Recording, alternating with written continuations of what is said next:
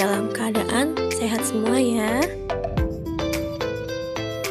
Pada kesempatan kali ini kita akan mempelajari tema 7 kepemimpinan, subtema 2 pemimpin idolaku, pembelajaran keempat dengan mata pelajaran IPA dan IPS pada kelas 6.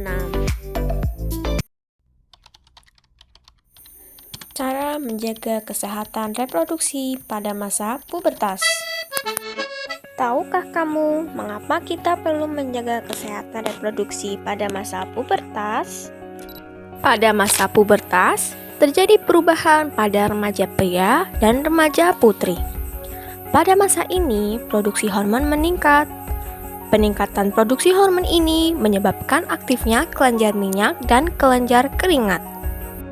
Aktifnya kedua kelenjar ini dapat mengakibatkan jerawat dan tubuh berbau kurang sedap.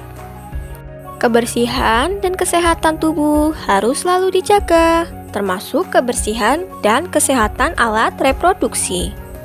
Setelah kita mempelajari mengenai pentingnya menjaga kebersihan dan kesehatan alat reproduksi, selanjutnya kita akan mencari tahu bagaimana cara-cara menjaga kebersihan dan kesehatan alat reproduksi.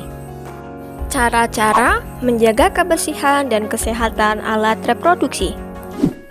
Yang pertama, biasakan mengenakan pakaian dalam dari katun. Katun bersifat menyerap keringat, sehingga kita terhindar dari kelembapan.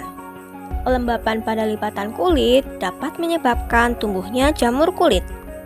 Gantilah pakaian dalam setiap kali habis mandi atau setiap saat kamu merasa lembab pada pakaian dalammu.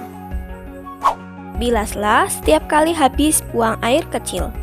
Gunakan air bersih. Setelah dibasuh, keringkan dengan handuk atau tisu. Yang ketiga, bagi remaja putri yang sedang menstruasi, gunakan pembalut yang lembut. Gantilah pembalut setiap kali pembalut yang kamu pakai terasa lembab. Gantilah minimal 4 kali sehari. Pada pertemuan sebelumnya, kalian sudah mencari contoh-contoh bentuk kerjasama negara-negara ASEAN di bidang ekonomi, politik, serta pendidikan.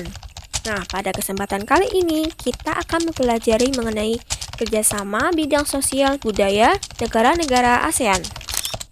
Tahukah kamu apa saja kerjasama yang dilakukan di bidang sosial budaya negara-negara yang ada di ASEAN? Kerjasama dalam bidang budaya negara-negara ASEAN ditandai dengan pembentukan komunitas sosial budaya negara-negara ASEAN atau ASEAN Social Cultural Community. Komunitas ini memiliki 4 bagian utama sebagai berikut. Yang pertama, mengelola dampak-dampak sosial dari integrasi ekonomi.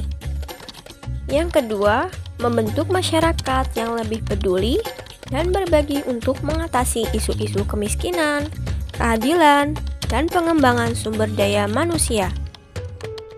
Yang ketiga, meningkatkan perlindungan lingkungan. Yang keempat, memperkuat dasar-dasar bagi ikatan sosial kawasan. Berikut merupakan contoh beberapa bentuk kerjasama ASEAN di bidang sosial budaya, antara lain: yang pertama, membantu negara yang sedang dilanda bencana. Yang kedua, mengadakan pertukaran budaya dan seni, dan mengadakan festival film ASEAN.